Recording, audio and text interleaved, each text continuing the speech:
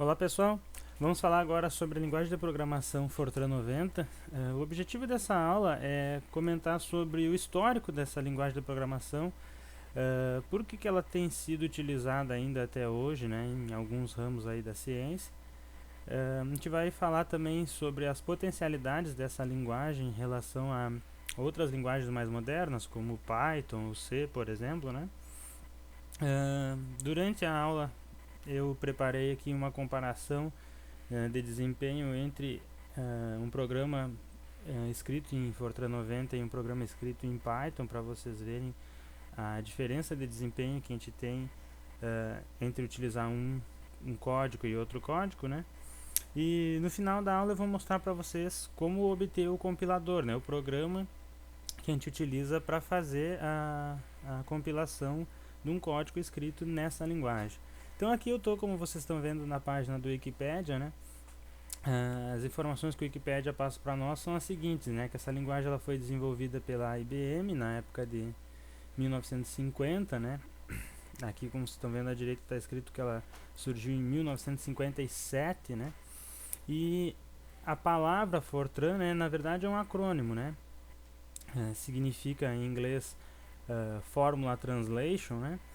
Então, o objetivo inicial dessa linguagem era justamente esse, né? Fazer uma tradução das fórmulas matemáticas, né? Para uma linguagem de computador, para que o computador pudesse fazer as operações que fazer manualmente eram muito lentas, né? Muito demoradas. Claro, vocês têm que pensar que em 1950 os computadores que nós tínhamos não são os mesmos computadores atuais, né? Mesmo assim, eles já conseguiam fazer operações muito mais rápido do que nós, né?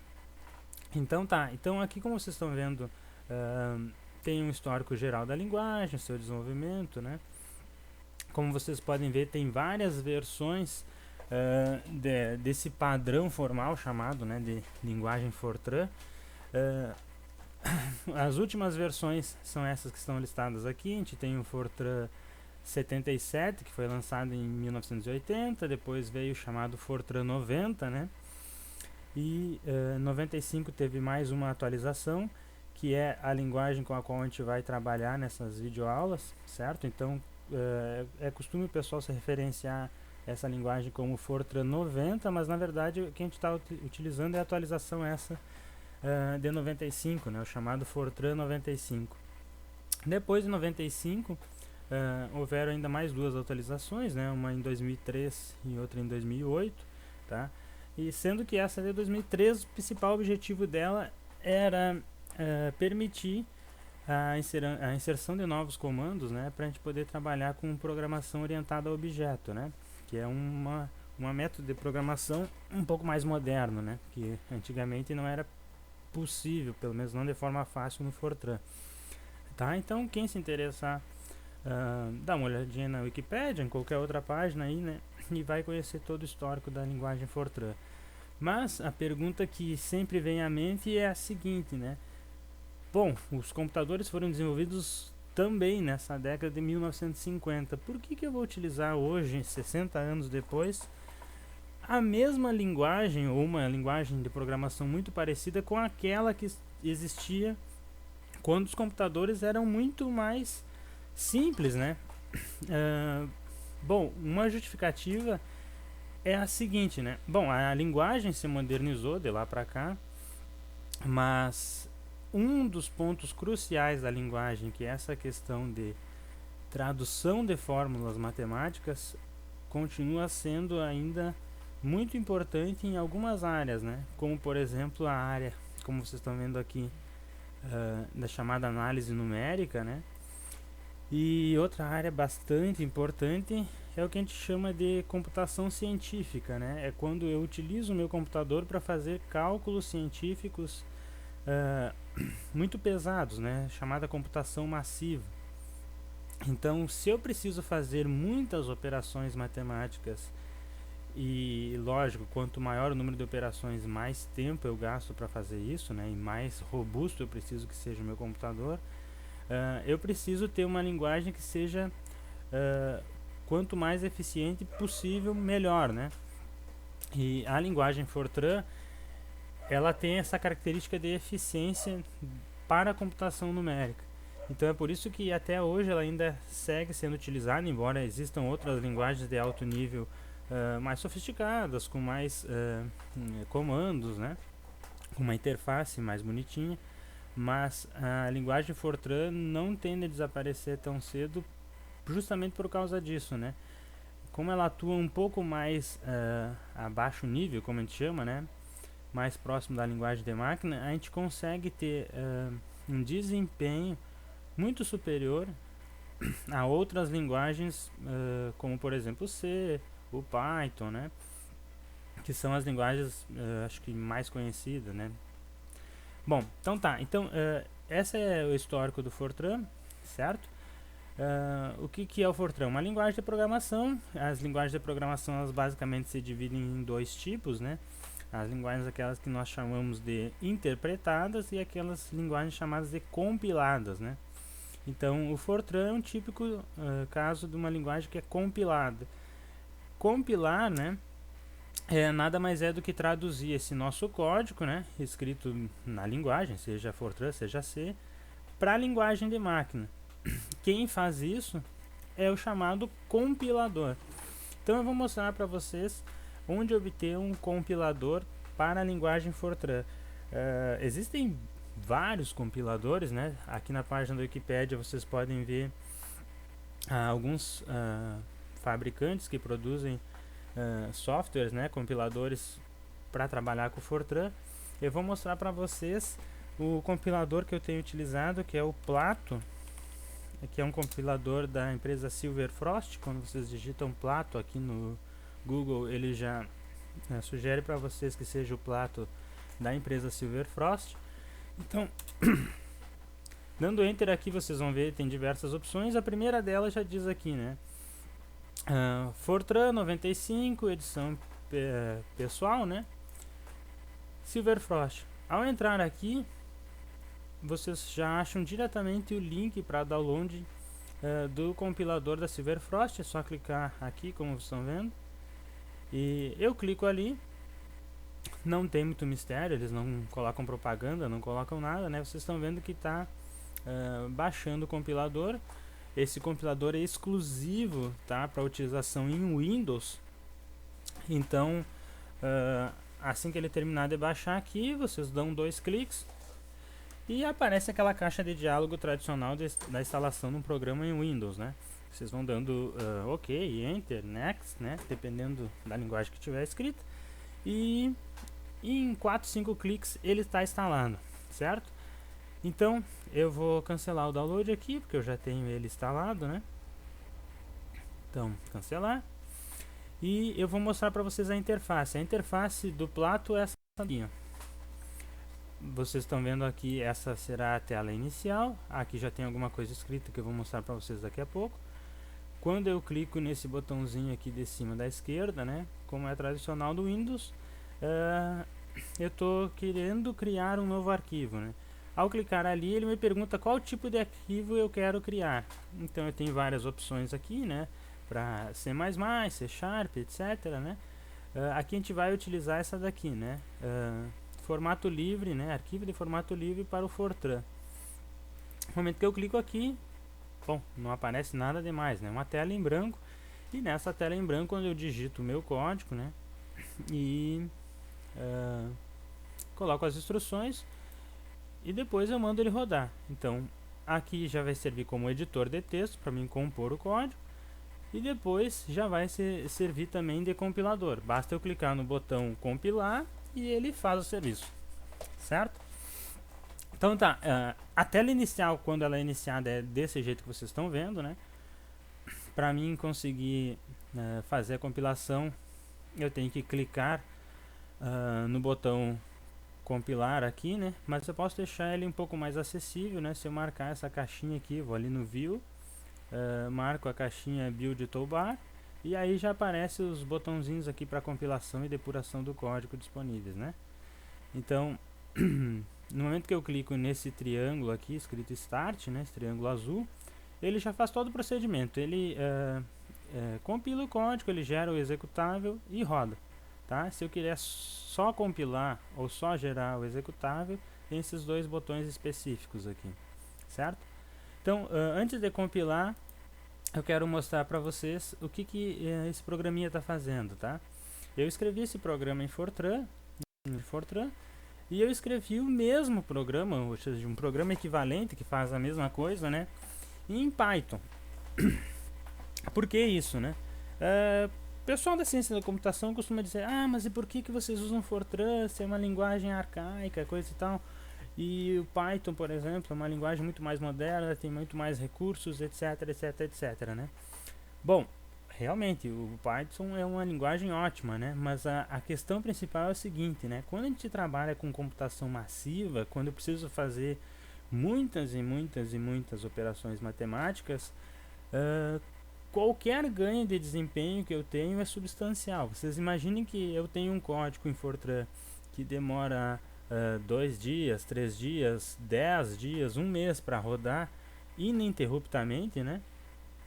Se eu tiver um código que demore o dobro do tempo, bom, se meu código inicial demorava 10 dias, eu vou ter um outro código pior que vai demorar 20 dias para rodar.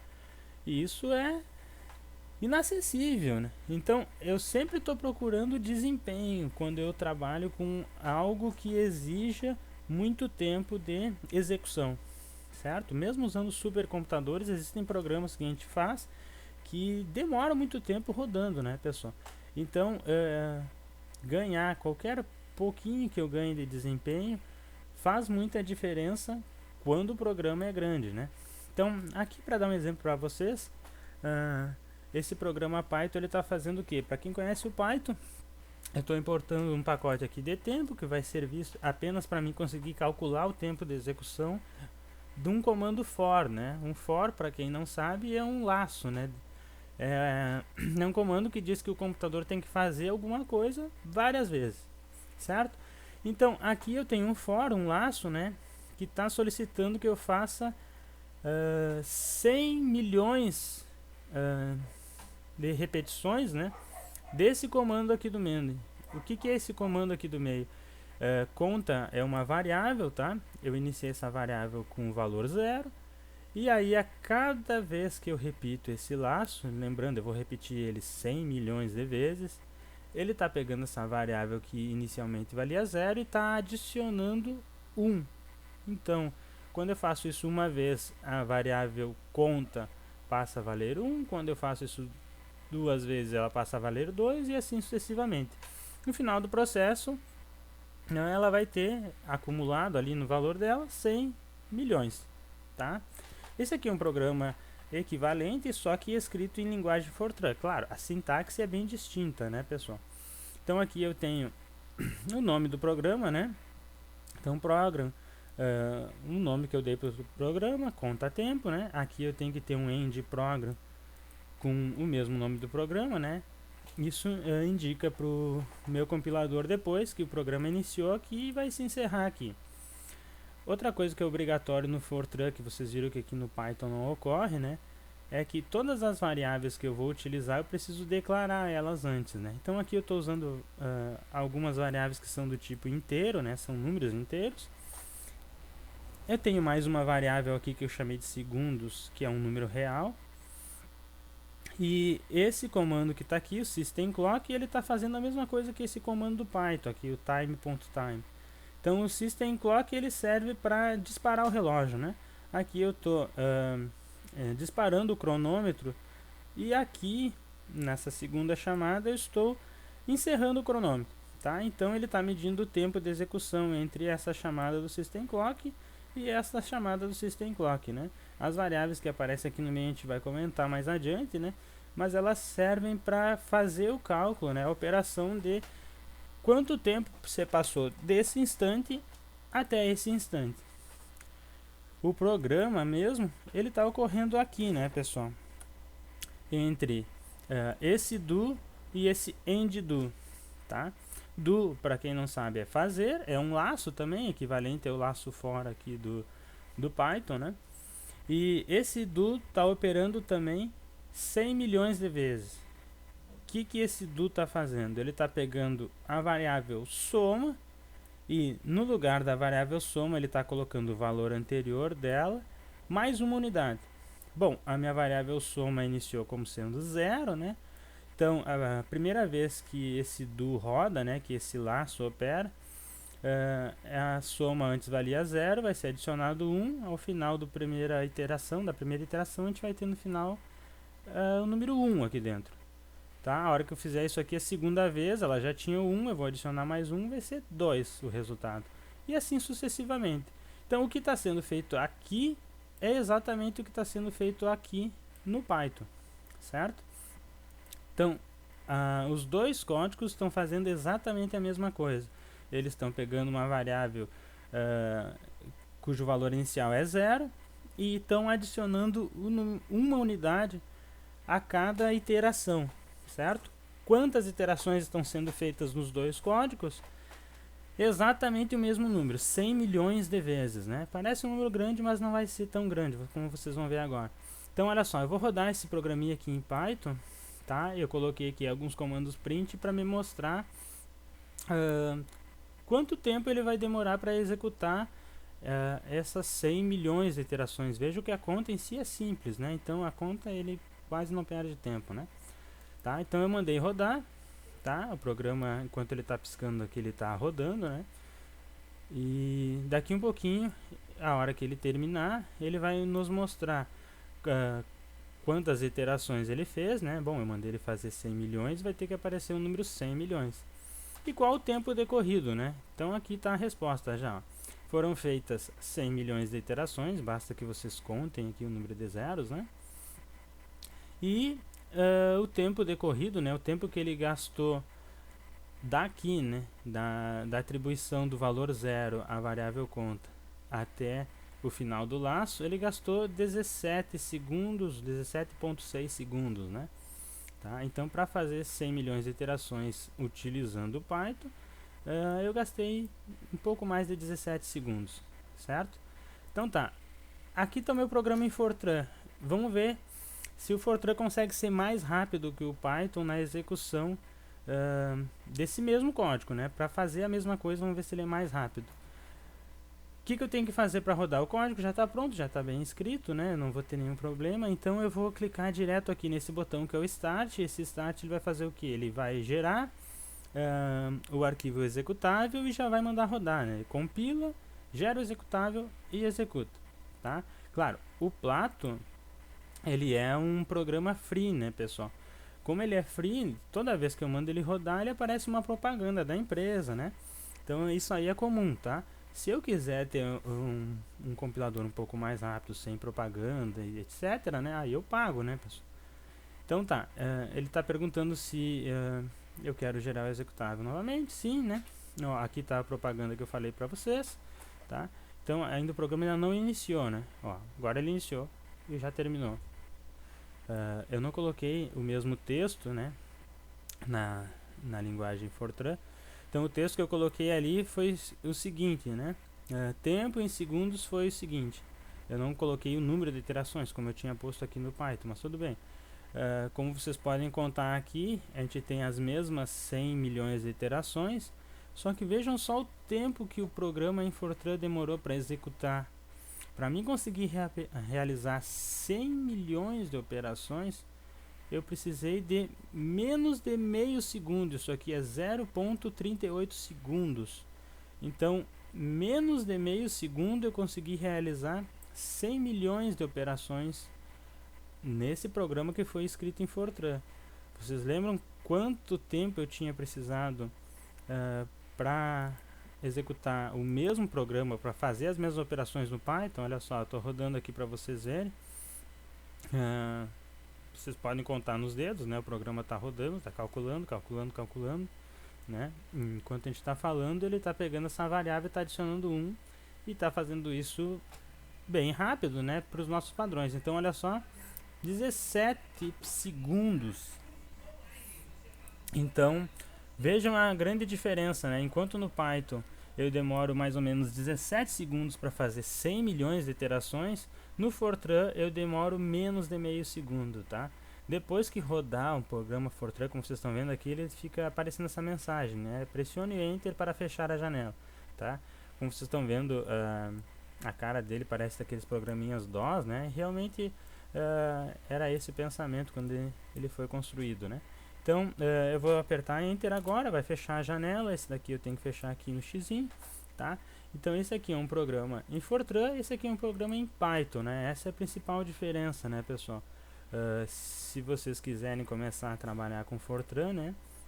A principal vantagem do Fortran é desempenho, né? Se eu tenho um programa de computação massiva, desempenho faz muita diferença, né? E como vocês viram, o Fortran é centenas de vezes superior a um programa como o Python. Claro que um programa escrito em Python, né? Quem conhece um pouquinho mais de computação sabe que qualquer linguagem interpretada, como é o caso do Python, tende a ser um pouco mais lento, né? Ou muito mais lento, né? Do que uma linguagem compilada, que é o caso do Fortran. Então, claro, essa comparação é um pouco injusta, né? Mas para quem não conhece um pouco já consegue perceber, assim, mesmo que superficialmente, né? Como o Fortran é superior, né? Como a linguagem Fortran é superior em relação a outras linguagens um pouco mais modernas, tá, pessoal? Então tá, por hoje era isso, né? Qualquer dúvida, deixem aí um post para nós. Até mais.